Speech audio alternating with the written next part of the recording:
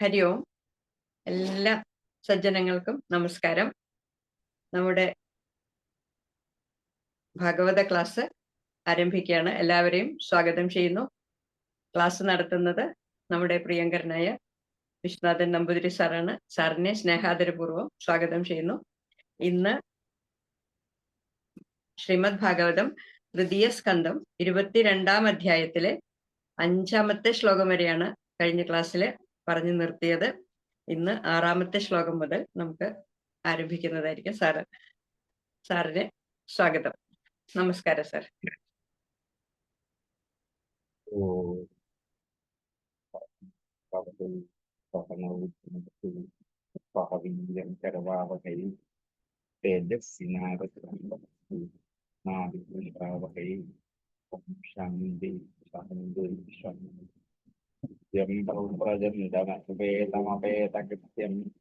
ദ്വൈപായനോ വിരഹകാതരയാജുഹാവ ത്രയേതിതന്മയതയാതരവോപിനീദുസ്തം സർവബോധഹൃദയം സമാദരണീയരായ എല്ലാ കുട്ടികൾക്കും വിനീതമായ പ്രണാമം. മുമ്പ് സൂചിപ്പിച്ച പോലെ തൃതീയ സ്കന്ധം 22-ാം അധ്യായം 6-ാമത്തെ ശ്ലോകം ആരംഭിക്കും. 5 വരെയാണ് കഴിഞ്ഞ പഠിച്ചത്. അധ്യായം 22 ശ്ലോകം 6. ദൃഷ്ട്യാ മേ ഭഗവാൻ ദൃഷ്ടോ ദുർദർശോ യോഗൃതാത്മനാം ദൃഷ്ട്യാ പാദരഥഃ പൃഷ്ഠം ശൂഷ്മാമേ ഭവതഃ ശിവം. മനുവിന്റെ വാക്കുകളാണ് നമ്മൾ കേട്ടുകൊണ്ടിരിക്കുന്ന. മനു കർദമനോട് പറയുന്നതാണ്, ദൃഷ്ട്യ ഭാഗ്യം കൊണ്ട്, മേ എനിക്ക് ഭഗവാൻ ദൃഷ്ട, അങ്ങ് എന്നാ കാണപ്പെട്ടുവല്ലോ, അങ്ങ് എനിക്ക് കാണാൻ കഴിഞ്ഞതൊരു ഭാഗ്യം കൊണ്ടാണ്. ജീവിതത്തിൽ ഇതുപോലെയുള്ള ധന്യാത്മാക്കളായ മഹാത്മാക്കളെ ഒന്ന് കാണാൻ പറ്റുക എന്ന് പറയുന്നത് ഒരു ഭാഗ്യമാണ്. അത് ജന്മാന്തര സുഖം കൊണ്ട് മാത്രമേ കണ്ടു കിട്ടുകയുള്ളൂ. എല്ലാവർക്കും അങ്ങനെ സാധിക്കണം എന്നില്ല. ദിഷ്ട്യാമേ ഭഗവാൻ ദൃഷ്ടോ ദുർദർശോ യോ അകൃതാത്മനാം. അകൃതാത്മാക്കൾക്ക് ദുർദർശനാണ്. അകൃതാത്മാക്കൾ എന്ന് വെച്ചാൽ ചെയ്യാത്ത ആത്മാവോട്. എന്ത് ചെയ്യാത്തവർ? സംയമം ചെയ്യാത്ത, അടക്കമില്ലാത്ത ആത്മാക്കളോട് കൂടിയവർക്ക് അകൃതാത്മന. അകൃതം ചെയ്യപ്പെടാത്തത് എന്നുള്ള വാക്കിനർത്ഥം എന്ത് ചെയ്യപ്പെടാത്തത് നമുക്ക് അർത്ഥം കൊണ്ട് കിട്ടും. എന്താണ്? അടക്കം ചെയ്യപ്പെടാത്തവർ, സംയമം പാലിക്കാത്തവർ. അങ്ങനെയുള്ള അകൃതാത്മാക്കൾക്ക് ദുർദർശനാണ്, കാണാൻ വിഷമമുള്ളവനാണ്. അദൃശ്യനാണെന്ന് പറഞ്ഞിട്ടില്ല, കാണാൻ പറ്റില്ലെന്നില്ല, കാണാൻ വിഷമമുള്ളവരാണ്. അങ്ങനെ അകൃതാത്മാക്കൾക്ക് കാണാൻ വിഷമമുള്ള അങ്ങയെ ഇപ്പോ കാണാൻ പറ്റിയല്ലോ, എന്തൊരു ഭാഗ്യം. ദൃഷ്ട്യാ പാദരജസ്പൃഷ്ടം. ഭാഗ്യം കൊണ്ട് അങ്ങയുടെ പാദരജകളെ സ്പർശിക്കാൻ സാധിച്ചു. ഈ ആശ്രമത്തിലെത്തി അങ്ങ് ആശ്രമത്തിന്റെ അകത്തുകൂടി സഞ്ചരിച്ചപ്പോൾ അങ്ങയുടെ പാദരജകൾ പതിഞ്ഞ സ്ഥലമാണ് ഇവിടം. അവിടേക്ക് എനിക്കൊന്ന് കാലുകുത്താൻ കഴിഞ്ഞുവല്ലോ, എന്തൊരു ഭാഗ്യം. എന്താണ്? ആദ്യത്തെ ചക്രവർത്തിയെ പറയാം. ഒരാശ്രമത്തിലെത്തിയിട്ട് ദിവ്യാത്മാവായ ആ ഋഷീശ്വരനെ കണ്ടപ്പോൾ അദ്ദേഹത്തിന് മനസ്സിലുണ്ടായ ചിന്തകളാണ്. ഈ ആശ്രമത്തിൽ എത്തിപ്പെട്ടതോടെ അങ്ങയുടെ പാദരജകൾ കൊണ്ട് എൻ്റെ പാദം പരിശുദ്ധമായി. ശൂഷ്ണാമേ ഭവതഃ ശിവം. അങ്ങയുടെ മുമ്പിൽ നമസ്കരിച്ചത് കൊണ്ട് എൻ്റെ ശിരസ് മംഗളകരമായി തീർന്നിരിക്കുന്നു. കാല് പരിശുദ്ധമായി, ശിരസ് മംഗളകരമായി. ഇതിൽ പരം എന്താണ് ഭാഗ്യം ജീവിതത്തിൽ കിട്ടാനുള്ളത്? ദിഷ്ട്യാമേ ഭഗവാൻ ദൃഷ്ടോ ദുർദർശോ യോഗതത്മനാം ദിഷ്ട്യാ പാദരജസ്പൃഷ്ടം ശൂഷ്ണാമേ ഭവതഃ ശിവം. അകൃതാത്മനാം ദുർദർശഃ ഭഗവാൻ മേ ദിഷ്ട്യ ദൃഷ്ടഃ ഭവതഃ ശിവം പാദരജഃ മേ ദിഷ്ട്യാ പൃഷ്ടം. ദിഷ്ട്യാമേ ഭഗവാൻ ദൃഷ്ടോ ദുർദർശോ യോഗതാത്മനാം ദിഷ്ട്യാ പാദരജസ്പൃഷ്ടം ശൂഷ്ണാമേ ഭവതഃ ശിവം. ദിഷ്ട്യാമേ ഭഗവാൻ ദൃഷ്ടോ ദുർദർശോ യോഗതാത്മനാം ദിഷ്ട്യാപാദരജസ്പൃഷ്ടം ശൂഷ്ണാമേ ഭവതശിവം ദിഷ്ട്യാ ത്വയാ അനുശിഷ്ടോഹം കൃതശ്ച അനുഗ്രഹോ മഹാൻ അപാവൃതൈ കർണരന്ധ്രൈർജുഷ്ടാ ദിഷ്ട്യോഷധീർഗിരാം. ദിഷ്ട്യ ഭാഗ്യമുണ്ടാകും. മുമ്പേ വന്ന വാക്കാണിത്. ത്വയാ അങ്ങയാൽ അനുശിഷ്ടോഹം അങ്ങയാൽ അനുശാസിക്കപ്പെട്ടവനാണ് ഞാൻ, അങ്ങയാൽ നിർദ്ദേശിക്കപ്പെട്ടവനാണ് ഞാൻ. കൃതശ്ച അനുഗ്രഹവും മഹാൻ മഹത്തായ അനുഗ്രഹവും കിട്ടിയിരിക്കുന്നു. അങ്ങനെ ഉപദേശിച്ചു, മഹത്തായ അനുഗ്രഹവും എനിക്ക് അങ്ങനെ കിട്ടിയിരിക്കുന്നു. അപാവൃതയെ തുറന്നിട്ടിരിക്കുന്നു. അപാവൃതം തുറക്കുക. കർണരന്ധ്രൈഹി എന്റെ ചെവികളിലെ സുഷിരങ്ങൾ ദ്വാരങ്ങളൊക്കെ തുറന്നിട്ടിരിക്കാം. ചുഷ്ട ദിഷ്ട്യാ ഉഷതീഹി ഗിര ദിഷ്ട്യോഷതീർഗിര ദുഷ്ടാഹ സേവിക്കപ്പെട്ടിരിക്കുന്നു. ഭാഗ്യം കൊണ്ട് ദിഷ്ട്യ ഉഷതീർഗിരഹ ഉഷതിയായ ഗിരഹ മനോഹരമായ വാക്കുകൾ. ഉഷതീഹി ഗിര ഉഷതിയായ വാക്കുകൾ, മനോഹരമായ വാക്കുകൾ. ഞാൻ അങ്ങയുടെ വാക്കുകൾ ഭാഗ്യം കൊണ്ട് സേവിക്കപ്പെട്ടു. അങ്ങയുടെ വാക്കുകൾ എൻ്റെ ചെവി രണ്ടും തുറന്ന് ഞാൻ അകത്തേക്ക് സ്വീകരിച്ചിരിക്കുന്നു. വെള്ളം കുടിക്കുന്നത് പോലെ, അമൃത കഴിക്കുന്നത് പോലെ അങ്ങയുടെ അമൃത സമാനമായ വാക്കുകൾ എൻ്റെ ചെവി കൊണ്ട് ഞാൻ പാനം ചെയ്തിരിക്കുന്നു. ഞാൻ സുഹൃതാത്മാവാണ്. ദിഷ്ട്യാ ത്വയാ അനുശിഷ്ടോഹം തപശ്ച അനുഗ്രഹോ മഹാൻ അപാവൃതൈ കർണരന്ധ്രൈർജുഷ്ടാ ദിഷ്ട്യോഷധീർഗിരാം. ത്വയാ അഹം ദിഷ്ട്യാ അനുശിഷ്ടഃ മഹാൻ അനുഗ്രഹഃ ച കൃതഃ അപാവൃതൈ കർണരന്ധ്രൈഃ ഉഷതീഃ ഗിരഃ ദിഷ്ട്യാ ജുഷ്ടാഃ. ദിഷ്ട്യാ ത്വയാ അനുശിഷ്ടോഹം കൃതശ്ച അനുഗ്രഹോ മഹാൻ അപാവൃതൈ കർണരന്ധ്രൈർജുഷ്ടാ ദിഷ്ട്യോഷധീർഗിരാം. ദിഷ്ട്യാ ത്വയാ അനുശിഷ്ടോഹം കൃതശ്ച അനുഗ്രഹോ മഹാൻ അപാവൃതൈ കർണരന്ധ്രൈർജുഷ്ടാ ദിഷ്ട്യോഷധീർഗിരാം. ഭവാൻ ദുഹിതൃസ്നേഹ പരികൃഷ്ടാത്മനോ മമ ചോതുമർഹസി ദീനശ്രാപിതം കൃപയാ മുനീം. ഭവാൻ ആ അങ്ങ് തന്നെ ദുഹിതൃസ്നേഹ പരികൃഷ്ടാത്മനോ മമ. ദുഹിതൃ പുത്രി, പുത്രിയോടുള്ള സ്നേഹം കൊണ്ട് പരിക്ലിഷ്ടമായ ശേഷിക്കുന്ന ആത്മാവോട് കൂടിയ മമ എനിക്ക്. ദുഹിതൃസ്നേഹ പരിക്ലിഷ്ടാത്മനോ മമ, പുത്രീ സ്നേഹം കൊണ്ട് ദുഃഖിച്ചിരിക്കുന്നവനായ എനിക്ക്. ഇത്രയൊക്കെ അങ്ങയുടെ വാക്കുകളെ അഭിനന്ദിച്ചതിന് ശേഷം താൻ വന്നത് എന്തിനാണ് എന്ന് ചോദിച്ചപ്പോൾ അതിന് ഉത്തരം പറയാൻ പോവാണ്.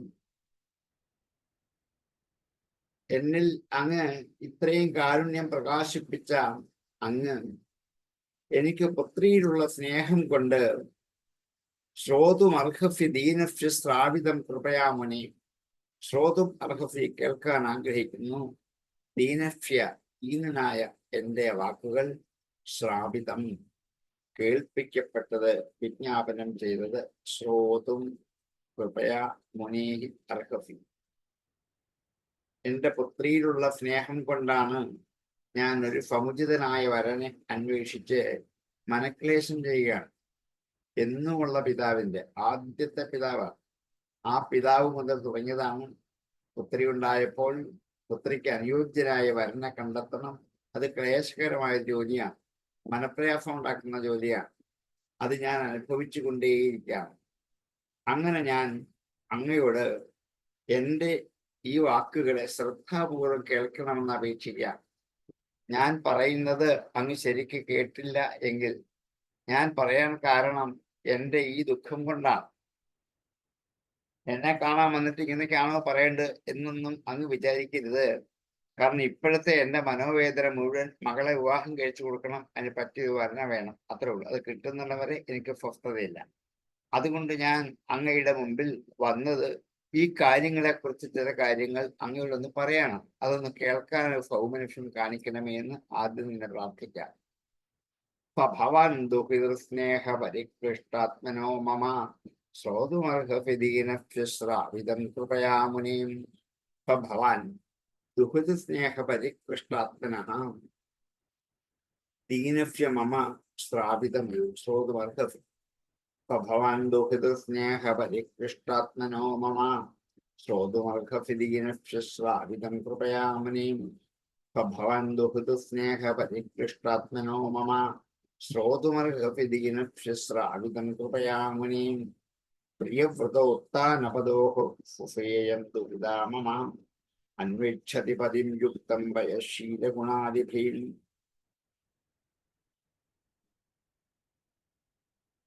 പ്രിയവ്രത ഉത്താനപദോഃ. എനിക്ക് 2 പുത്രന്മാരുണ്ട്. വൈവസ്വതമനുവിന് പ്രിയവ്രതൻ, ഉത്താനപാദൻ എന്ന് 2 പേർ. ഈ 2 പേരുടെയും ഫൊഫായിയം സഹോദരിയാണ് ഇവൾ. ഫൊഫാൻസ് ഫിഫ്ത്ത്, അതാണ് സഹോദരി. ഈ 2 പേരുടെയും സഹോദരിയാണ് ഇവൾ. മമ ദുഹിത, എന്റെ മകളുമാണ്. എന്റെ മകളുമാണ്. പ്രിയവ്രത ഉത്താനപാദന്മാരുടെ സഹോദരിയുമാണ്. അന്വിച്ഛതി, ആഗ്രഹിക്കുന്നു, അന്വേഷിക്കുന്നു. പതിം യുക്തം, യോഗ്യമായ ഒരു പതിയെ വേണം എന്ന് ആഗ്രഹിക്കുന്നു. എന്താണ് യോഗ്യത? വയശീല ഗുണാദിഭി. വയഫ്, ശീലം, ഗുണം, ഇത് 3മാണ് ഒരു പിതാവ് ഒരു വരനിൽ കണ്ടെത്തുന്ന പ്രധാനപ്പെട്ട യോഗ്യത. ശ്രുതിമിച്ഛന്തി പിതര എന്നാണ്. മാതാപിതാക്കൾ തങ്ങളുടെ മകളുടെ ഭർത്താവായിട്ട് വരുന്നവനെ നല്ല ശ്രുതിയുള്ളവനാണ്, നല്ല കീർത്തിയുള്ളവനാണ്, നല്ല അടക്കമുള്ളവനായിരിക്കണം, അതേപോലെ വയസ്സ് പാകമായിട്ടുള്ളവനായിരിക്കണം, നല്ല ശീലം സ്വഭാവമുള്ളവനായിരിക്കണം, നല്ല ഗുണമുള്ളവനായിരിക്കണം. ഇതാണ് മാതാപിതാക്കൾ ആഗ്രഹിക്കുന്നത്. ബാന്ധവ കുലമിച്ഛന്തി. ബന്ധുക്കൾ ആഗ്രഹിക്കുന്നത് നല്ല കുലത്തിൽ പിറന്നവനാണ്. എവിടുന്നാണ് വിവാഹം കഴിക്കുന്നത്? ഓ, ഇന്ന കുടുംബത്തിൽ നിന്നാണ്, അത് കൊള്ളില്ല എന്ന്. ഇത് മാത്രമേ ഉള്ളൂ ബന്ധുക്കളുടെ കൃത്യം, ബാക്കിയൊന്നുമില്ല. ഈ വരന്റെ സ്വഭാവം കൊണ്ടൊന്നും അവർക്കറിയേണ്ട, നല്ല കുലത്തിലാണോ ഉണ്ടായത് എന്ന് മാത്രം അറിഞ്ഞാൽ മതി. രൂപമിച്ഛന്തി കന്യക. കന്യകയ്ക്ക് സൗന്ദര്യം മാത്രമേ നോക്കേണ്ടൂ. ഇവൻ സുന്ദരനാണോ എന്ന് മാത്രമാണ് നോക്കാറുള്ളത്. ഇങ്ങനെയാണ് മാതാപിതാക്കളും ബന്ധുക്കളും കന്യകയും ഒരു വരനിൽ കണ്ടെത്തുന്ന യോഗ്യതകൾ. വയശീല ഗുണാദിഭിഹി യുക്തം. അവയോട് ചേർന്ന് ഒരു പതിയെ ഞാൻ അന്വേഷിക്കുന്നു, ആഗ്രഹിക്കുന്നു ബന്ധം. കാരണം ഇവൾക്ക് ഒരു പതി വേണമെന്ന് ആഗ്രഹിക്കുന്നത് പുരുഷാർത്ഥത്തിന്റെ ഒരു സാധനയാണ്. ധർമ്മം, അർത്ഥം, കാമം, മോക്ഷം. അതിലെ ഒന്ന് കാമമാണ്. ഇത് 4ഉം സാധിക്കേണ്ടവരാണ് മനുഷ്യ ജീവിതത്തിൽ. അതുകൊണ്ട് ആ കാമം എന്ന പുരുഷാർത്ഥം സാധിക്കാൻ നല്ല ഗുണമുള്ള ഒരു പുരുഷൻ വേണം. പാകത്തിന് വയസ്സുള്ളവനായിരിക്കണം, യുവാവായിരിക്കണം. ധർമ്മം സാധിക്കാൻ വേണ്ട നല്ല സ്വഭാവമുള്ളവനായിരിക്കണം. അതേപോലെ ധർമ്മത്തെ നിലനിർത്തണം. അർത്ഥം സമ്പാദിക്കാൻ ആവശ്യമായ ഗുണമുണ്ടായിരിക്കണം. മോക്ഷം സാധിക്കാൻ വേണ്ടിയുള്ള ഭക്തിജ്ഞാന വൈരാഗ്യങ്ങളും ഉണ്ടാകും. ഇതാണ് ഇവിടെ മനു ആവശ്യപ്പെട്ട ഒരു വരന്റെ യോഗ്യതകൾ. നോക്കൂ, എങ്ങനെയൊക്കെയാണ് വരന്റെ യോഗ്യതകളെ ഇന്ന് നമ്മൾ കണ്ടുപിടിക്കുക. ഭാഗവതം എത്ര കാലം മുമ്പ് പറഞ്ഞു, ഇതൊക്കെയാണ് വരന് വേണ്ട ഏറ്റവും നല്ല ക്വാളിറ്റി, ഇതൊക്കെയാണ് നോക്കേണ്ടത്. ബാക്കിയൊക്കെ ഉണ്ടാക്കിയെടുക്കാം. ധനം ഉണ്ടാക്കിയെടുക്കാം, ജോലി ഉണ്ടാക്കിയെടുക്കാം, ഇതൊക്കെ നമുക്ക് ഉണ്ടാക്കിയെടുക്കാം. പക്ഷേ സ്വഭാവവും ഗുണവും, ശീലവും ഗുണവും, അതേപോലെ യോഗ്യമായ വയസ്സും, ഇത് 3ഉം നമുക്ക് പിന്നെ ഉണ്ടാക്കിയെടുക്കാൻ പറ്റുന്നതല്ല. അതുകൊണ്ട് ഇത് 3ഉമാണ് ഒരു വധുവിന്റെ ബന്ധുക്കൾ, മാതാപിതാക്കൾ അന്വേഷിക്കേണ്ട യോഗ്യതകൾ. ഇതാണ് മനു ചോദിച്ചതിന്റെ താല്പര്യം. അതുകൊണ്ട് ഈ പ്രിയവൃതന്റെയും ഉത്താനപാദന്റെയും സഹോദരിയാണ് ഇവൾ എന്നുള്ളതും എനിക്ക് ഏറ്റവും അധികം അഭിമാനം നൽകുന്നതാണ്. ക്ഷത്രിയനായ എന്റെ പുത്രി ബ്രാഹ്മണനായ അങ്ങയ്ക്ക് സ്വീകരിക്കാൻ യോഗ്യമാണോ എന്നാണെങ്കിൽ അത് ആ അഭിപ്രായം യോഗ്യമാണ്. കാരണം എന്താണ്? നോക്കേണ്ടത് ശീലഗുണങ്ങൾ ആണ്, വൈഫുമാണ്. അല്ലാതെ കൊണ്ട് ഏത് വർണ്ണമാണ് എന്നല്ല നോക്കേണ്ടത് എന്ന് ഈ 3 ഗുണം വർണ്ണിച്ച് നമുക്ക് വ്യക്തമാണ്. പ്രിയവ്രതോത്ഥാനപദോ ഫുഫേയം ദുഹിതാമമാം അന്വിച്ഛതി പതിം യുക്തം ശീലഗുണാദിഭീൻ. പ്രിയവ്രത ഉത്ഥാനപദോഹോ ഫുഫ ഇയം മേ ദുഹിത വൈശീലഗുണാദിഭിः യുക്തം പതിം അന്വിച്ഛതി. പ്രിയവ്രതോത്ഥാനപദോः ഫുഫേയം ദുഹിതാ മമ അന്വിച്ഛതി പതിം യുക്തം വൈശീലഗുണാദിഭിः. പ്രിയവ്രതോത്ഥാനപദോ ഫുഫേയം ദുഹിതാ മമ അന്വിച്ഛതി പതിം യുക്തം വൈശീലഗുണാദിഭിः. യദാതു ഭവത ശീലശ്രുതരൂപവയോ ഗുണം അശ്രുണോ നാരദാദേശ നിശ്ചയം. ആയിക്കോട്ടെ, നല്ല സ്വഭാവമുള്ള ഗുണമുള്ള വൈഫ് ഭാഗമായ ഒരു പറഞ്ഞ ഇവൾക്ക് കിട്ടട്ടെ, ഞാൻ അനുഗ്രഹിക്കപ്പെട്ട പറഞ്ഞേക്കാം എന്നാണെങ്കിൽ അതല്ല ഞാൻ ഇങ്ങോട്ട് വന്നതിൻ്റെ ഒരു ഉദ്ദേശ്യം. പിന്നെന്താണ്? യഥാതു എപ്പോഴാകട്ടെ ഭവത അങ്ങയുടെ ശീല ശ്രുത രൂപ വയോ ഗുണാൻ, അങ്ങയുടെ ശീലം സ്വഭാവം, അങ്ങയുടെ ശ്രുതം പഠിപ്പ് വിദ്യ, അങ്ങയുടെ രൂപം സൗന്ദര്യം, അങ്ങയുടെ വയസ്സ്, അങ്ങയുടെ ഗുണങ്ങൾ, ഈ 5 എണ്ണങ്ങൾ ശീല ശ്രുത രൂപ വയോ ഗുണാൻ അശ്രുണോത് കേട്ടു നാരദാത് നാരദനിൽ നിന്ന്. അങ്ങയുടെ യോഗ്യതകൾ മുമ്പ് പറഞ്ഞ 3 അല്ല 2 കൂടുതൽ 5 എണ്ണം ഉണ്ട് എന്ന് നാരദ മഹർഷിയിൽ നിന്ന് ഞാൻ കേട്ടു. അശ്രുണോ നാരദാത് ഏഷ ഇവൾ ത്വയ് ആഫീത് കൃതനിശ്ചയം. അപ്പൊ നിശ്ചയിച്ചു ഇവൾ അങ്ങേക്കുള്ളതാണ് ആവണം. ഇത്രയും സ്വഭാവ ഗുണങ്ങളും ഇത്രയും ശ്രുതഗുണവും രൂപഗുണവും ഒക്കെ ഉള്ള ഒരാളാണെങ്കിൽ എൻ്റെ മകൾക്ക് യോഗ്യനായ ഭർത്താവാണ് അത് എന്ന് ഞാൻ അപ്പം തന്നെ നിശ്ചയിച്ച് മനസ്സിൽ ഉറപ്പിച്ചിരിക്കുകയാണ്. ഇതിന് അനുവാദം തരണം. ഇതാണ് കയറി വന്നതിൻ്റെ ആവശ്യം. യഥാതു ഭവത ശീല ശ്രുത രൂപവയോ ഗുണാൻ അശ്രുണോ നാരദാദേശാതുയ്യ നിശ്ചയം. ഭവതഹാം ശീലശ്രുതരൂപവയോ ഗുണാൻ നാരദാത് ഏഷ യഥാതു അശ്രുണോത് തഥാ ത്വയി കൃതനിശ്ചയ ആഫീത്. യഥാതു ഭവത ശീലശ്രുത രൂപവയോ ഗുണാൻ അശ്രുണോതും ആവം 2 പാഠവും ശരിയാണ്. അശ്രുണോ നാരദാദേശ നിശ്ചയം. യഥാതു ഭവത ശ്രുതരൂപവയോ ഗുണാൻ ആശ്രുണോ നാരദാദേശ നിശ്ചയ. ചില പുസ്തകത്തിൽ അശ്രുണോതാണെങ്കിലും ശരിയാണ്. 2 പാഠഭേദം മാത്രമേ ഉള്ളൂ. അർത്ഥം 2 ശരിയാണ്. തത്പ്രതീച്ഛദ്വിജാഗ്രിയമാം ശ്രദ്ധയോപകൃതമയാം സർവാത്മനാനുരൂപാം തേ ഗൃഹമേധേഷു കർമ്മസു. അതുകൊണ്ട് പ്രതീക്ഷ സ്വീകരിക്കൂ. ദ്വിജാഗ്ര്യ ഇമാം, ദ്വിജാഗ്ര്യ സംബോധനയാണ്. ദ്വിജന്മാരിൽ വെച്ച് അഗ്രൻ ശ്രേഷ്ഠൻ. ഹേ ദ്വിജാഗ്ര്യ ഇമാം പ്രതീക്ഷ, ഇവളെ സ്വീകരിക്കൂ. ഇമാം എന്ന് വെച്ചാൽ ഇവളെ. അതുകൊണ്ട് ഇവളെ സ്വീകരിക്കൂ. ഏതുകൊണ്ടാണ്? അങ്ങയുടെ എല്ലാവിധത്തിലുള്ള ക്വാളിറ്റികളും യോഗ്യതകളും അറിഞ്ഞ് നാരദൻ പറഞ്ഞു കേട്ടപ്പോൾ മുതൽ ഇവളുടെ മനസ്സ് അങ്ങയിലേക്ക് ഉറച്ചതാണ്. അതുകൊണ്ട് ഇവളെ സ്വീകരിക്കൂ. അങ്ങ് ദ്വിജ അഗ്രനാണ്, ബ്രാഹ്മണരിൽ വെച്ച് ഉത്തമനാണ്, ഉത്കൃഷ്ടനാണ്. ശ്രദ്ധയോപഹൃതാം മയാ, ശ്രദ്ധയോടുകൂടി ഞാൻ കൊണ്ടുവന്നതാണ് ഇവളെ. ശ്രദ്ധയാ വിശ്വാസത്തോടെ, ഇവിടെ ശ്രദ്ധ എന്ന വിശ്വാസമാണ്, അങ്ങയിലുള്ള വിശ്വാസം കൊണ്ട് ഞാൻ ഇവിടേക്ക് കൊണ്ടുവന്നാണ്. ഇങ്ങനെയുള്ള ഒരാളെ അങ്ങ് തിരസ്കരിക്കില്ല, സ്വീകരിക്കും എന്നുള്ള വിശ്വാസം കൊണ്ട്.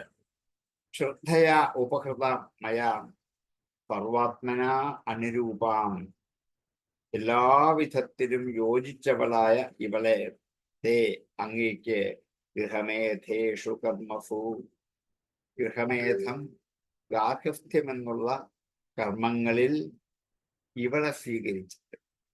ഗൃഹമേധേഷു കർമ്മസു പ്രതീക്ഷ. ഗൃഹമേധം ഗാർഹസ്ഥ്യം ഒരു യജ്ഞമാണ്. മേധം എന്ന വാക്കിനർത്ഥം യജ്ഞം എന്നാണ്. അശ്വമേധം എന്ന് പറഞ്ഞാൽ യജ്ഞമാണ്. അതുപോലെയാണ് ഗൃഹമേധം, അതൊരു യജ്ഞമാണ്.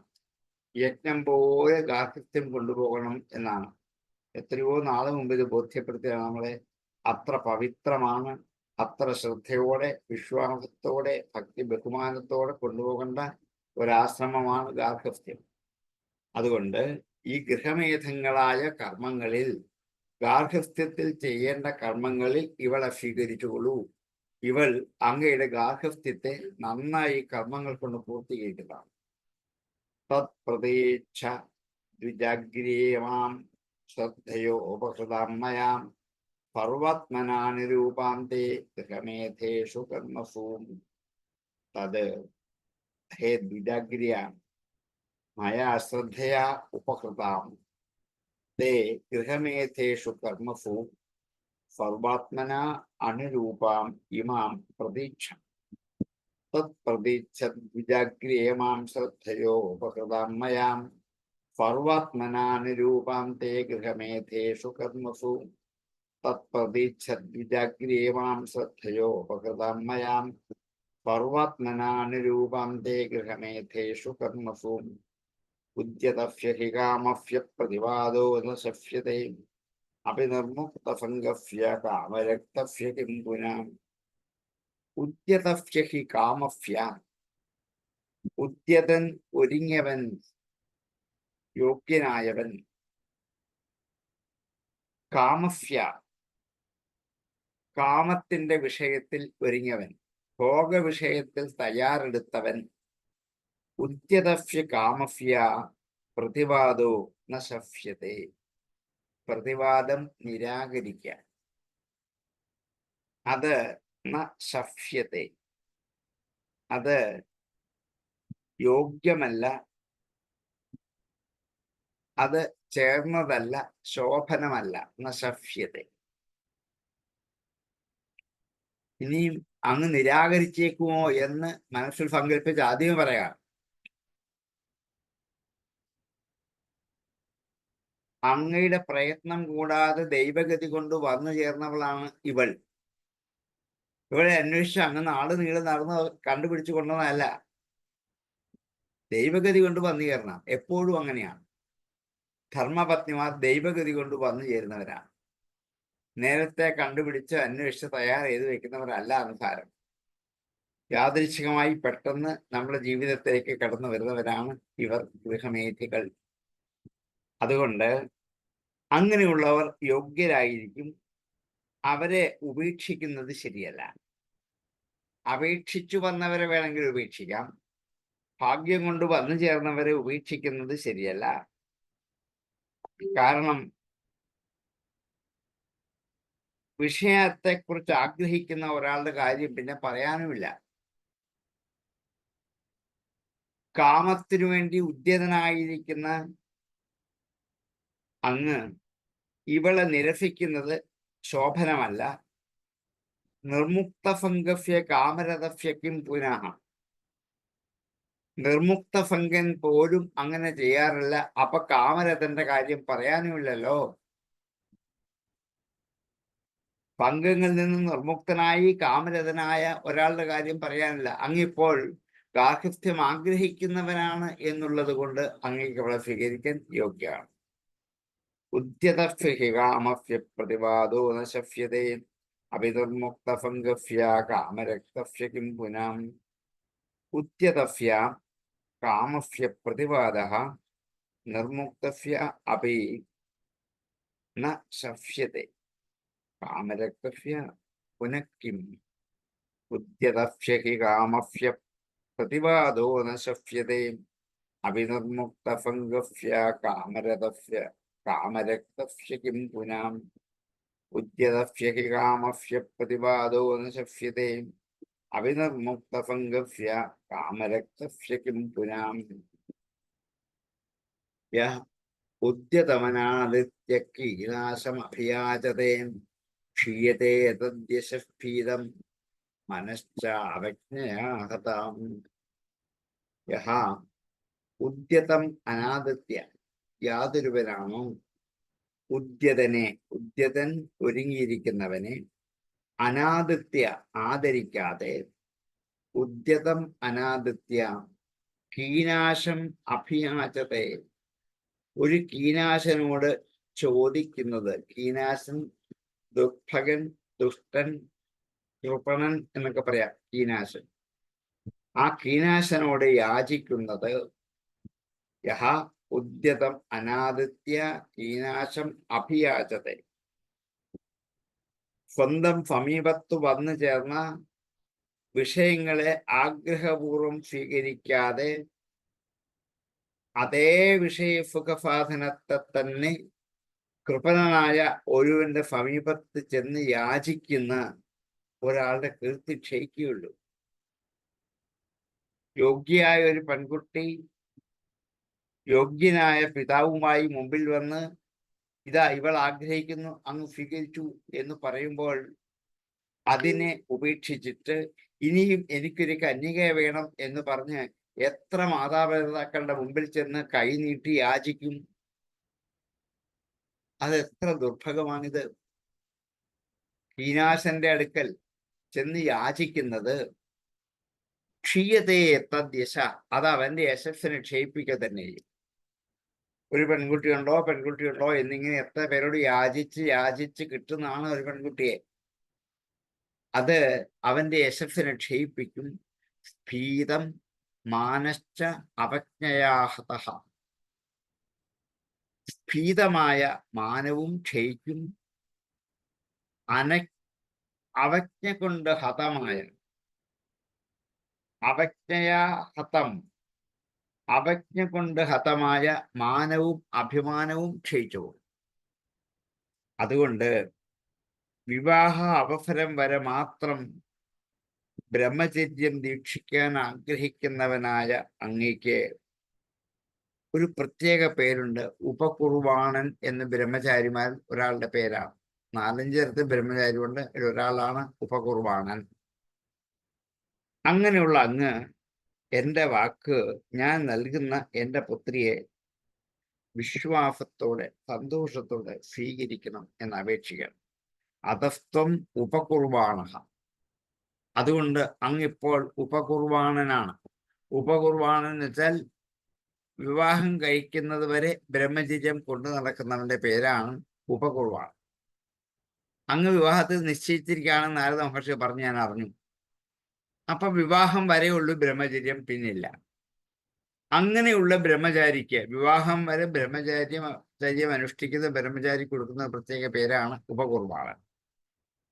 അതഹത്വം ഉപകുർവാണഃ പ്രത്താം, ഞാൻ ദാനം ചെയ്യുന്ന ഇവളെ പ്രതിഗൃഹാണ്, സ്വീകരിക്കണം.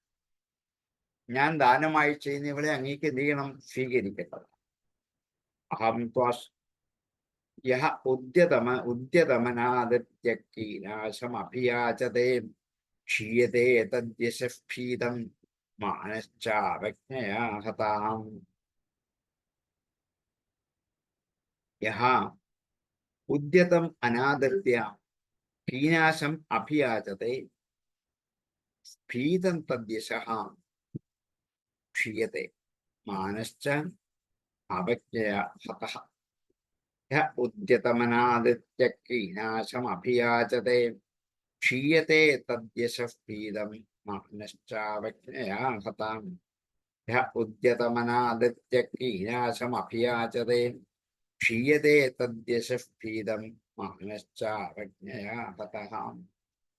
അതുകൊണ്ട് മുമ്പിൽ വന്ന് നിൽക്കുന്ന ഈ സൗഭാഗ്യത്തെ ഉപേക്ഷിച്ചാൽ അങ്ങേക്ക് ഇനി ഒരു പത്നിക്ക് വേണ്ടി എത്ര മാതാപിതാക്കളുടെ മുമ്പിൽ യാചിക്കേണ്ടി വരും? അങ്ങനെ യാചിച്ചാൽ അത് യശസ്സിനെ ക്ഷയിപ്പിക്കും എന്ന് മാത്രമല്ല മാനത്തെയും കൂടി ഹരിച്ചു കളയും. അതുകൊണ്ട് ഇത് ശരിയല്ല. അഹം ത്വശൃണവം വിദ്വൻ വിവാഹാർത്ഥം സമുദ്യതം അധസ്തമുപകുർവാണ പ്രത്താം പ്രതിഗൃഹാണമേ. അഹം ഞാൻ ത്വാ അശൃണവം അങ്ങയെക്കുറിച്ച് കേട്ടു. ത്വാ അങ്ങയെക്കുറിച്ച് അശൃണവം കേട്ടു. ത്വാശൃണവം ഹേ വിദ്വൻ സംബോധനയാണ്. വിവാഹാർത്ഥം സമുദ്യതം വിവാഹത്തിന് വേണ്ടി ഒരുങ്ങിയിരിക്കുകയാണ് അങ്ങ് എന്ന് ഞാൻ കേട്ടു. ആരാ പറഞ്ഞാണ്? നാരദ മഹർഷി പറഞ്ഞാണ്. അതുകൊണ്ട് വിവാഹത്തിന് വേണ്ടി ഒരുങ്ങിയിരിക്കുന്ന ഒരു ബ്രഹ്മചാരി കൊടുക്കുന്ന പേരാണ് ഉപകുർബാന. അധസ്ത്വം ഉപകുർബാന തപ്രത്താം എന്നാൽ നൽകപ്പെടുന്ന മേ സഹോദരിയായി ഇവളെ പ്രതിഗൃഹാണം സ്വീകരിക്കൂ. അഹം ത്വാശ്രണവം വിദ്വൻ വിവാഹാർത്ഥം സമുദ്യതം അധസ്ത്വമുപകുർവാണ വൃത്തം പ്രതിഗൃഹാണമേ. ഹേ വിദ്വൻ, അഹം ത്വാ വിവാഹാർത്ഥം സമുദ്യതം അശൃണവം അതഃ ഉപകുർവാണഃ ത്വം മേ പ്രദത്താം പ്രതിഗൃഹാം. അഹം ത്വാശ്രണവം വിദ്വൻ വിവാഹാർത്ഥം സമുദ്യതം അധസ്ത്വമുപകുർവാണ വൃത്തം പ്രതിഗൃഹാണമേ. അഹം ത്വാശ്രണവം വിദ്വൻ വിവാഹാർത്ഥം സമുദ്യതം അധസ്ത്വമുപകുർവാണ വൃത്തം പ്രതിഗൃഹാണമേ. ഇത്രയുമാണ് മനു അങ്ങ് എന്തിനാണ് ഇവിടേക്ക് എഴുന്നള്ളി വന്നത് എന്ന് കർദമൻ യാദൃച്ഛികമായി ചോദിച്ചപ്പോൾ വളരെ വ്യക്തമായ ഭാഷയിൽ താൻ വന്ന ആവശ്യം ഇതാണ് എന്ന് യുക്തിസഹമായി പറഞ്ഞ് അനുഷ്ഠിച്ച് ഉറപ്പിച്ചു. ഇനിയും കർദമന്റെ വാക്കുകളാണ്. ഋഷിരുവാച കർദമൻ പറഞ്ഞു. ഉദ്വോഢുകാമോഹം അപ്രമത്താച തവാത്മജാം ആവയോരനുരൂപോസാവാദ്യോ വൈവാഹികോ വിധി. ബാഠം സത്യം, ശരി. യെസ്, അതെ, ശരി എന്നൊക്കെ പറയുന്നതിന് പകരം സംസ്കൃത ഭാഷയിൽ പറയുന്ന വാക്കാണ് ബാഠം. ഉദ്വോഢുകാമോ അഹം വിവാഹത്തിന് ആഗ്രഹിക്കുന്നവരെ ഞാൻ. ഉദ്വാഹം വിവാഹമാണ്.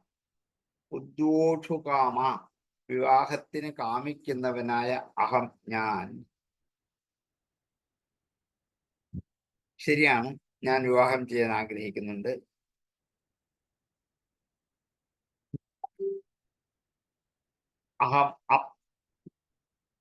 അഹം അപ്രത്താച തവാത്മജ. ബാഠം ഉദ്വേഢുകാമോ അഹം അപ്രത്ത. അപ്രമത്തയല്ല, അത് തെറ്റിപ്പോയതാണ്. അപ്രത്ത, അപ്രത്ത കൊടുക്കാത്തവൾ. ച തവ ആത്മജ അങ്ങയുടെ പുത്രിയെ മറ്റൊരാൾക്ക് കൊടുക്കാൻ നിശ്ചയിക്കാത്തവനാണല്ലോ അങ്ങ്. ഇത് അടുത്തൊരു യോഗ്യതയാണ്. എത്ര പേർക്ക് കൊടുക്കാൻ ആലോചിച്ചിട്ടാണ് ഒരാൾക്ക് കൊടുക്കുന്നത്? അങ്ങനെ പലർക്കും കൊടുക്കാൻ ആഗ്രഹിച്ചവളല്ല ഇവൾ. ഇവളെ എനിക്ക് മാത്രം, ഞാൻ തന്നെ ഇവളെ വിവാഹം കഴിക്കണം എന്നാഗ്രഹിച്ചത് കൊണ്ട് എനിക്ക് സന്തോഷമായിട്ട് ഇവളെ സ്വീകരിക്കാൻ പറ്റും. സാധാരണ എത്ര പേര് വന്ന് കണ്ടിട്ടാണ് എന്ത് ചെയ്യുന്നത്? ഒരാളെ സ്വീകരിക്കാൻ നിശ്ചയിക്കുന്നത്. ഇതതില്ല. അതുകൊണ്ടാണ് ബാഠം ഉദ്വോഢുകാമോ അഹം അപ്രത്താച തവാത്മജ. തവ ആത്മജ അപ്രത്താച.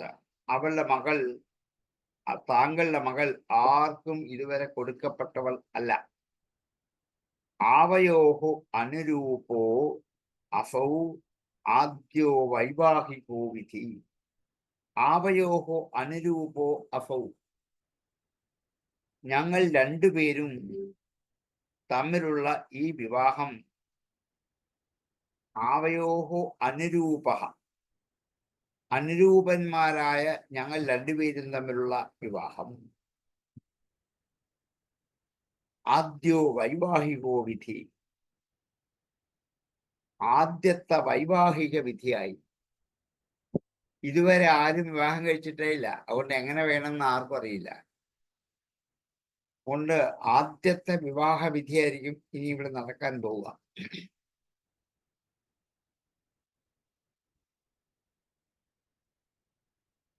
ഞങ്ങൾ തമ്മിലുള്ള ഈ വിവാഹ ബന്ധം എല്ലാ തരത്തിലും ചേരുന്നതാണ്, ഒരു ന്യൂനതയുമില്ല. അതുകൊണ്ട് മുഖ്യമായും വിവാഹത്തിന് യോഗ്യയാണെന്ന് ഗണിക്കാം. അതുകൊണ്ട് ഇത് ആദ്യത്തെ വിവാഹമായി, മുഖ്യമായ വിവാഹമായി നമുക്ക് കണക്കാക്കാം. എത്ര ഭംഗിയായിട്ടാണ് കരുതന്. താങ്കളുടെ ആഗ്രഹത്തെ ഞാൻ സാധിച്ചു തരാം, താങ്കളുടെ മകളെ ഞാൻ വിവാഹം കഴിച്ചുകൊള്ളാം എന്ന് അറിയിക്കുന്നത് എത്ര എത്ര നല്ല സന്തുഷ്ടമായ സരളമായ പന്മനസ്സുള്ള ഭാഷയിൽ കൂടിയാണ് ഇത് അവതരിപ്പിക്കുന്നത്. അപ്പൊ ഇന്നത്തെ കാലത്ത് നമുക്കിത് പറ്റില്ലായിരിക്കും ഇത്രയും. എങ്കിലും ഇത്ര പവിത്രമാണ് വിവാഹത്തിന് വേണ്ടിയുള്ള വരനെ അന്വേഷിച്ചിട്ടുള്ള വധുവിന്റെ മാതാപിതാക്കളുടെയും ബന്ധുക്കളുടെയും യാത്രകൾ, പോക്ക്, സന്ദർശനം. അതിനൊക്കെ ഒരു ആഢ്യത ഉണ്ടാവണം, ഒരു യോഗ്യത ഉണ്ടാവണം, ഒരു ആധ്യാത്മികമായ പരിവേഷം അതിൻ്റെ അകത്ത് ഉണ്ടാകും. ഇതൊക്കെ തിരിച്ചറിഞ്ഞിട്ട് വേണം ഒരു വിവാഹാലോചനയ്ക്ക് പുറപ്പെടാനെന്ന് ആദ്യത്തെ വിവാഹാലോചനയിൽ വ്യാസൻ നമ്മെ പഠിപ്പിക്കലാണ്. എങ്ങനെയൊക്കെ വേണം വിവാഹത്തിന്റെ ആലോചനകൾ നടത്താൻ എന്നുള്ള കാര്യത്തെക്കുറിച്ചാണ് ഈ പറഞ്ഞു തന്നിരിക്കുന്നത്. ബാഠമുദ്വോഢുകാമോഹം അപ്രത്താചതവത്വജാം ആവയോരനുരൂപോഫാവാദ്യോ വൈവാഹികോ വിധി. പാഠം അഹമുദ്വോഢുകാമ തവ ആത്മജ അപ്രത്താച ആവയോഹോ അസൗ വൈവാഹികഃ വിധിഃ അദ്യ. ബാഠമുദ്വോഢുകാമോഹം അപ്രമത്താ ച തവാത്മജാം അപ്രത്താ ച തവാത്മജാം ആവയോരനുരൂപോऽസൗ ആദ്യോ വൈവാഹികോ വിധി. ബാഠമുദ്വോഢുകാമോഹം അപ്രത്താ ച തവാത്മജാം ആവയോരനുരൂപോऽസൗ ആദ്യോ വൈവാഹികോ വിധി. കാമഃ ഭൂയാൻ നരദേവതേഭ്യാഹം പുത്ര്യാ സമാംനായ വിധോ പ്രതീതഃ ക ഏവ തേ തനയാം നാദ്രിയേതാം സ്വയംഗകാന്ത്യാ ക്ഷിപതീമിവ ശ്രിയം. കാമഃ ഫഹാം ഭൂയാത് നരദേവ തസ്യാഹ. നരദേവ സംബോധനയാണ്, ഹേ രാജാവേ, അസ്യാഹ ഈ പുത്രിയുടെ, ഇവളുടെ, തേ അസ്യാഹ പുത്ര്യാഹ അങ്ങയുടെ ഈ പുത്രിയുടെ, സമാംനായ വിധൗ പ്രതീതഃ വേദവിധിയിൽ പ്രസിദ്ധമായിരിക്കുന്ന, സമാംനായ വിധി വേദവിധി, സമാംനായ വേദം, സമാംനായ വിധൗ വേദവിധിയിൽ പ്രതീതഃ പ്രസിദ്ധമായ,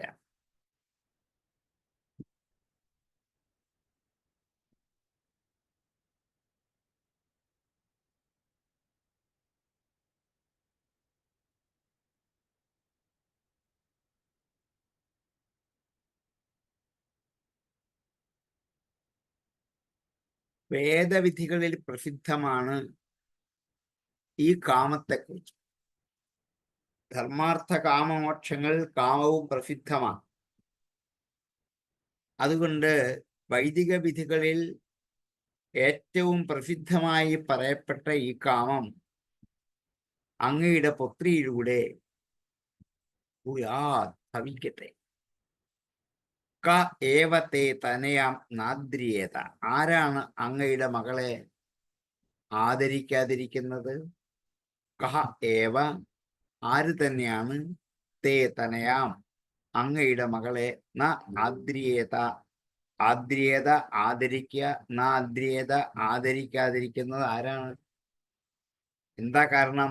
സ്വയംഗകാന്ത്യാം ക്ഷിപതേമിവ ശ്രിയം. സ്വയ അംഗകാന്ത്യ, എന്താ? തൻ്റെതായ അംഗകാന്തി കൊണ്ട്, തൻ്റെതായ സ്വകീയമായ സൗന്ദര്യം കൊണ്ട് ക്ഷിപതീമിവ ശ്രിയം, ലക്ഷ്മി ദേവിയെ ദൂരെ മാറ്റിക്കളയുന്നവളാണ് ഇവൾ. ശ്രിയം ലക്ഷ്മിയെ, ക്ഷിപതി ദൂരെ മാറ്റിക്കളയുക.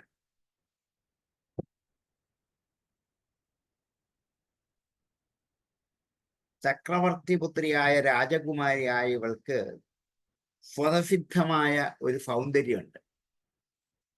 അത് ആഭരണം കൊണ്ടുണ്ടാക്കിയെടുക്കുന്ന സൗന്ദര്യമല്ല. ഇന്ന് അതിനാണ് ശ്രമിക്കുന്നത്. ഇന്നത്തെ സൗന്ദര്യം കൃത്രിമമാണ്.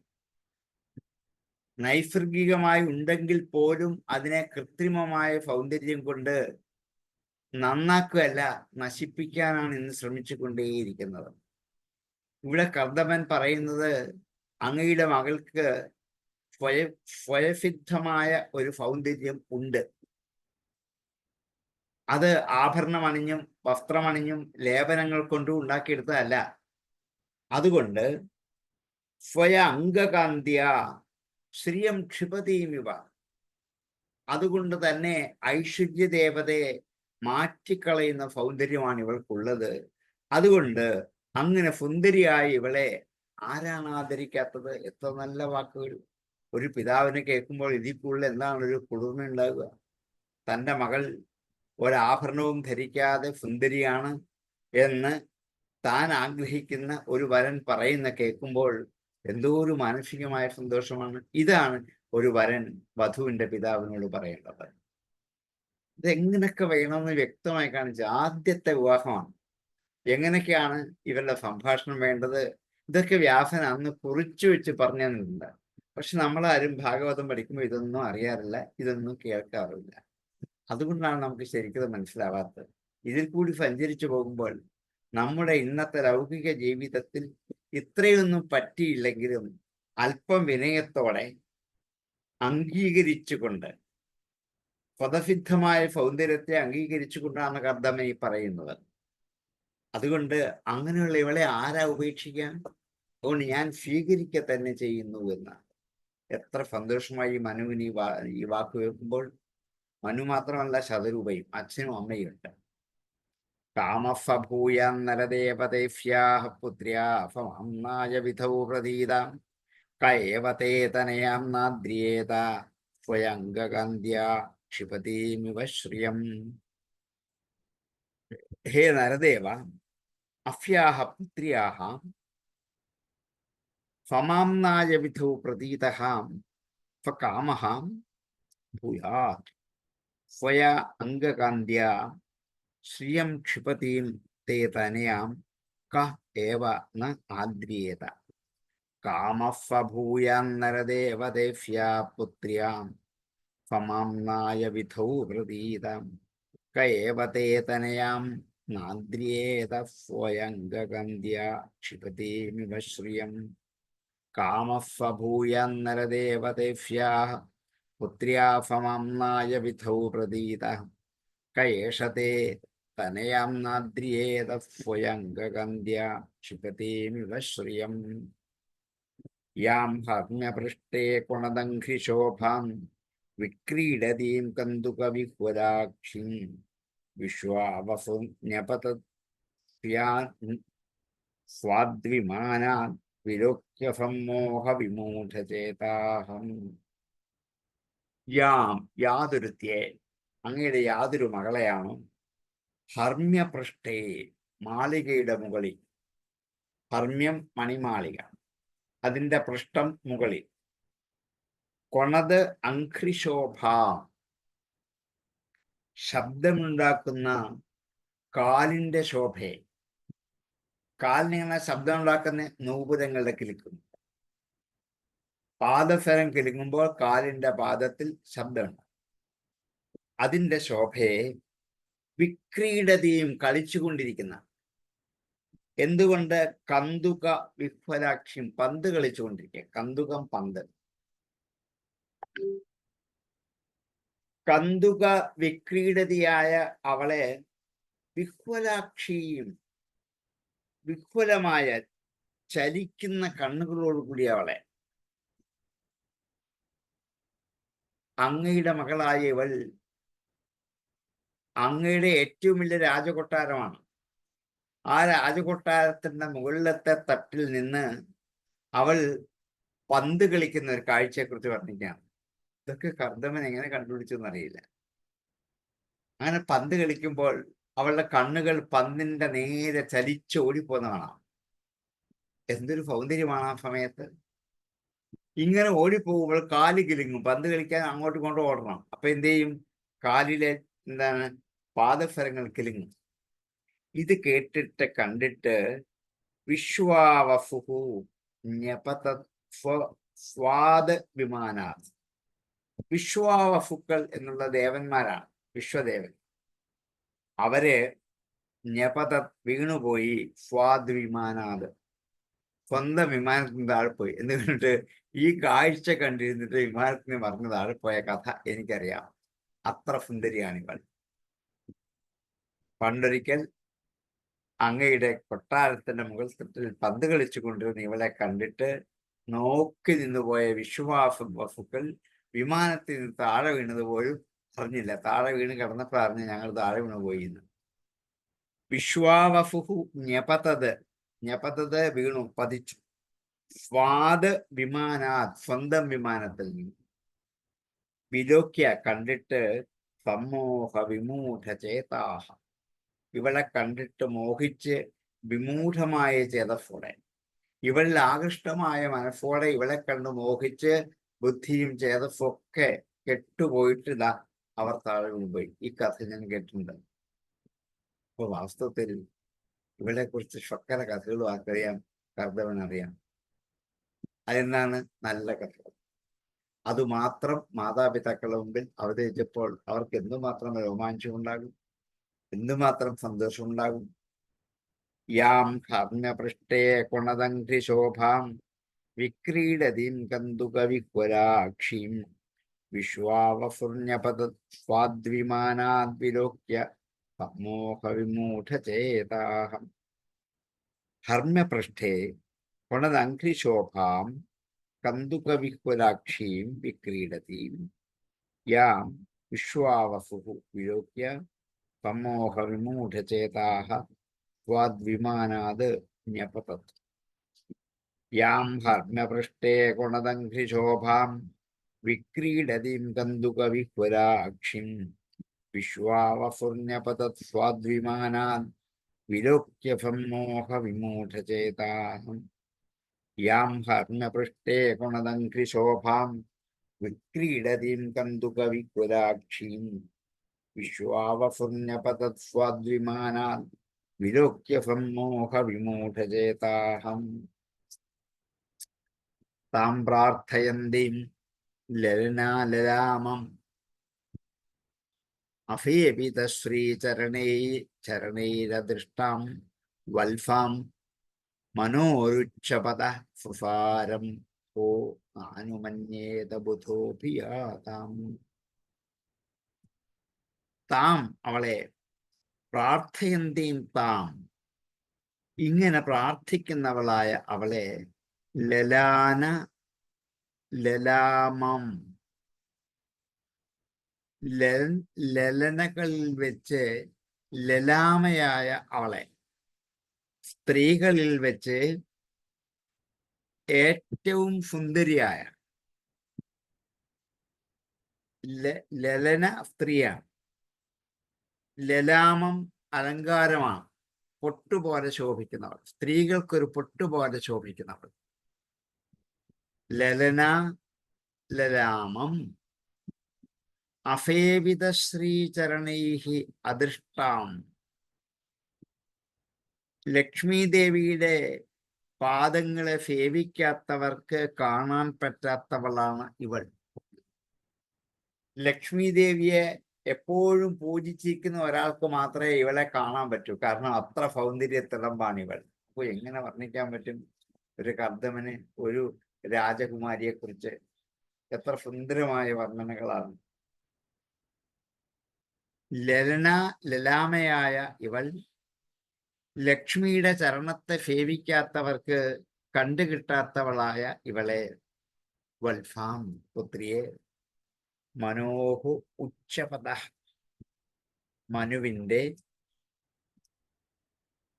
മനുവിന്റെ ഉച്ചപദഹഫാരം, ഉച്ചപദൻ, ഉത്താനപാദൻ എന്നുള്ളതിന് മറ്റൊരു വാക്ക് പറഞ്ഞാണ്. പാദങ്ങളെ ഉയർത്തി നിൽക്കുന്നവൻ എന്നാണ് ഉത്താനപാദൻ എന്ന വാക്കിന്റെ അർത്ഥം. അതിന് മറ്റൊരു വാക്ക് കണ്ടുപിടിച്ചപ്പോൾ ഉച്ചപദഹ എന്നായി, കാൽ ഉയർത്തി നിൽക്കുന്നവൻ. അത്രേ ഉള്ളൂ. അപ്പൊ നമുക്ക് ഈ വാക്കിന്റെ അർത്ഥം തിരിച്ചറിഞ്ഞെങ്കിൽ നമുക്ക് യോജിപ്പിക്കാൻ പറ്റും. ഉത്താനപാദൻ എന്നതിന് പകരം ഉപയോഗിച്ചൊരു വാക്കാണ് ഉച്ചപദഹ എന്ന വാക്ക്. ഉത്താനം എന്ന വാക്കിനർത്ഥം ഉയർത്തിയത് എന്നാണ്. ഉത്താനമായ പാദത്തോട് കൂടിയവനാരോ അവനാണ് ഉത്താനപാദൻ, കാലുയർത്തി നിൽക്കുന്നവൻ എന്നർത്ഥം. ഉന്നതൻ എന്നർത്ഥം. കാല് മടക്കാതെ ഉയർത്തി നിൽക്കാൻ കെൽപ്പുള്ളവനായ ഒരു രാജാവ് ഉണ്ണാണ് ഉത്താനപാദൻ എന്ന് വിളിക്കുന്നത്. അയാൾക്ക് കൊടുത്ത മറ്റൊരു പേരാണ് ഉച്ചപദ എന്ന മറ്റൊരു വാക്ക്. അപ്പം മനോഹോ ഉച്ചപദ ഫുഫാരം, മനുവിന്റെ മകളും ഉത്താനപാദന്റെ സഹോദരിയുമായ ഇവളെ ഓ അനുമന്യേത, ആരാണ് അവളെ മാനിക്കാത്തത്?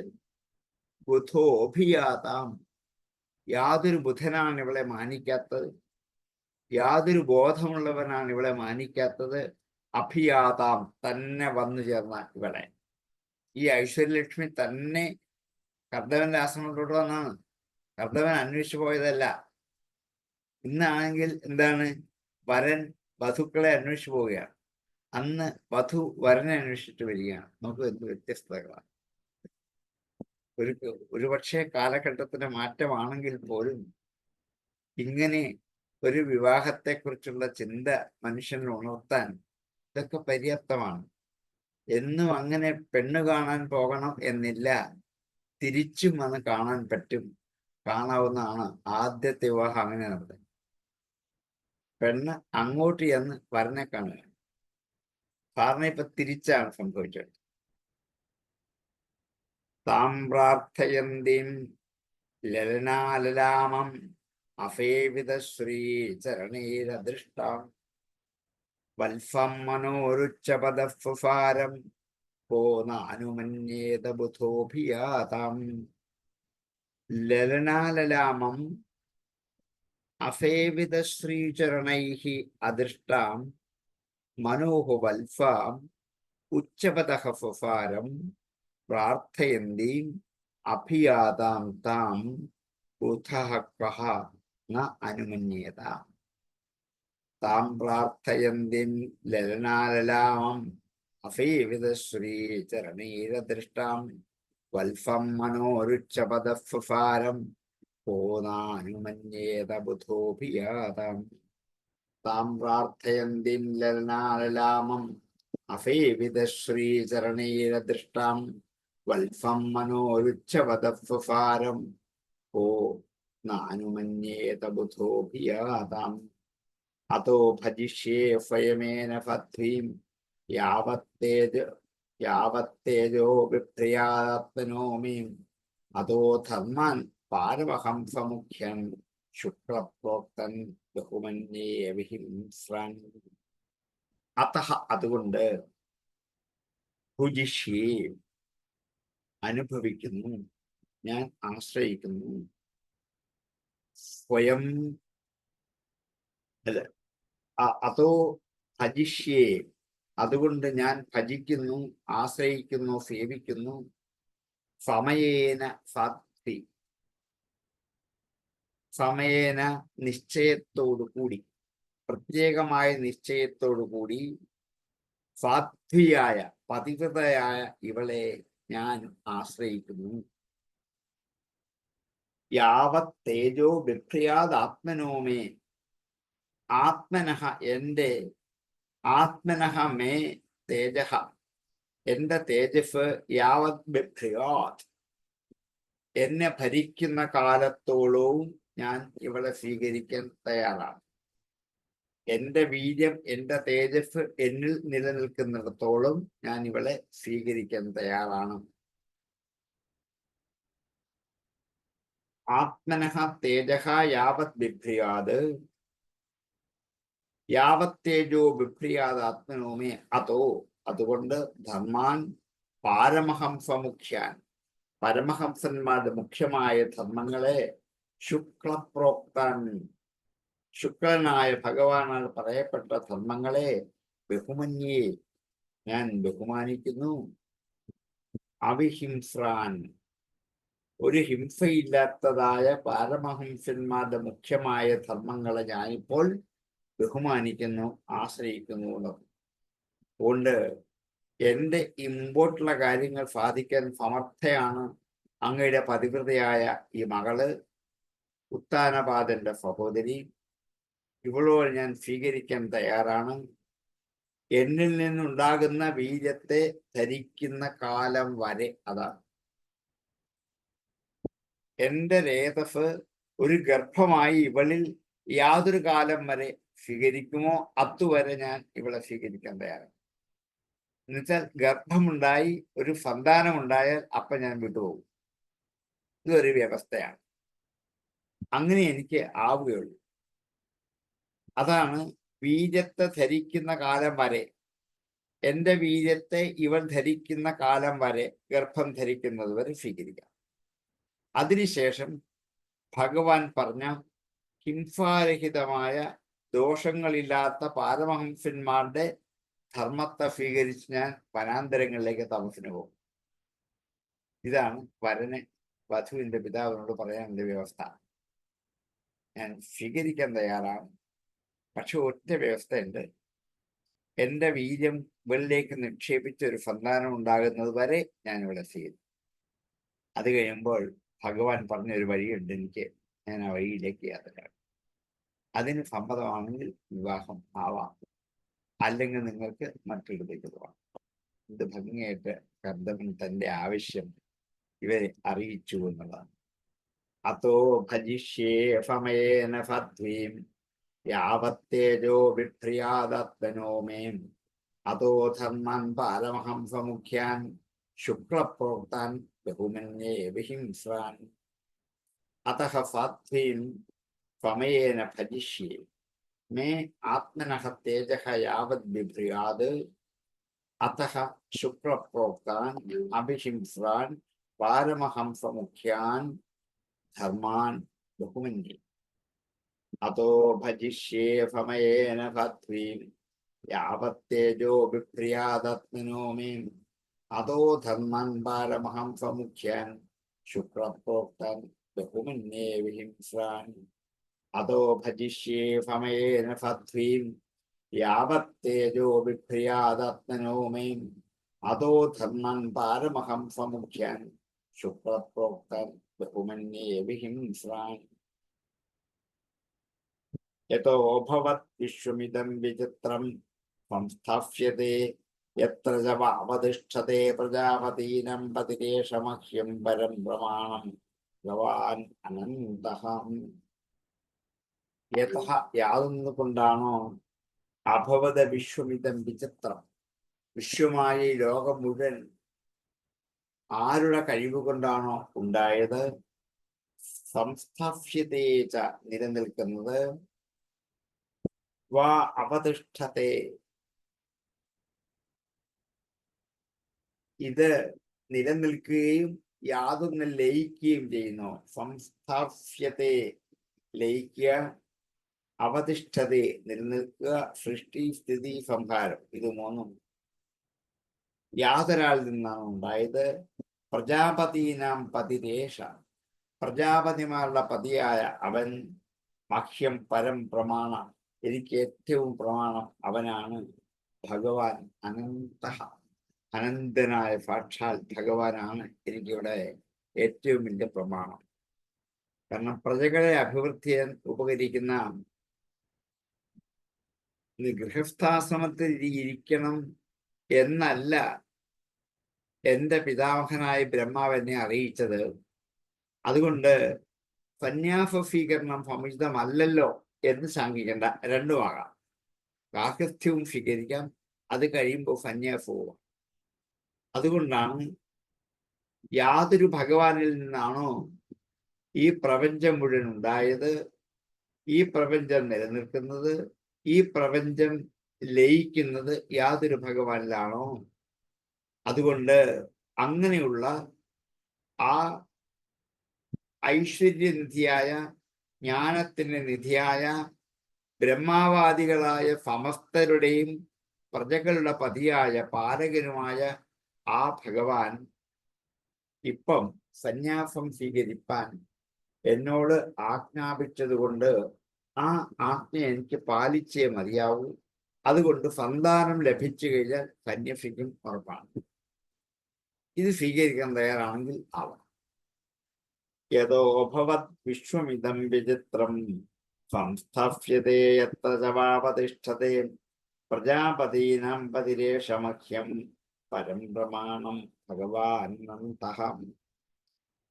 വിചിത്രം ഇദം വിശ്വം യതഃ അഭവത് യത്ര സംസ്ഥാപ്യതേ ച അവതിഷ്ഠതേ വാ അനന്തഃ പ്രജാപതീനാം പതിഃ ഏഷ ഭഗവാൻ മഹ്യം പരം പ്രമാണം. യതോ ഭവത് വിശ്വമിദം വിചിത്രം സംസ്ഥാപ്യതേ യത്ര ചവാവതിഷ്ഠതേ പ്രജാപതീനാം പതിരേഷ മഹ്യം പരം പ്രമാണം ഭഗവാനന്ത. യതോ ഭവത് വിശ്വമിദം വിചിത്രം സംസ്ഥാപ്യതേ യത്ര ചവാവതിഷ്ഠതേ പ്രജാപതീനാം പതിരേഷ മഹ്യം പരം പ്രമാണം ഭഗവാൻ അനന്തഃ. ഇത്രയും പറഞ്ഞ് കർദമൻ ഉപസംഹരിച്ചു. ഇനിയും മൈത്രേയൻ കടന്നിട്ട് ബാക്കി കഥ എന്താണെന്ന് പറഞ്ഞിട്ട് ഇവരുടെ വിവാഹ ആഘോഷങ്ങളെ കുറിച്ച് വർണ്ണിക്കാണ്. നമ്മുടെ സമയം അതിക്രമിച്ചുകൊണ്ട് നമുക്ക് അടുത്ത ക്ലാസ്സിലാകാം. ഉപസംഹരിച്ചതിന് ശേഷം സംശയമുണ്ടെന്ന് ചോദിക്കാം. ഓം പൂർണ്ണമദ പൂർണ്ണമിദം പൂർണ്ണമുദച്യതേ പൂർണ്ണസ്യ പൂർണ്ണമാദായ പൂർണ്ണമേവാവശിഷ്യതേ. ഓം ശാന്തി ശാന്തി ശാന്തി.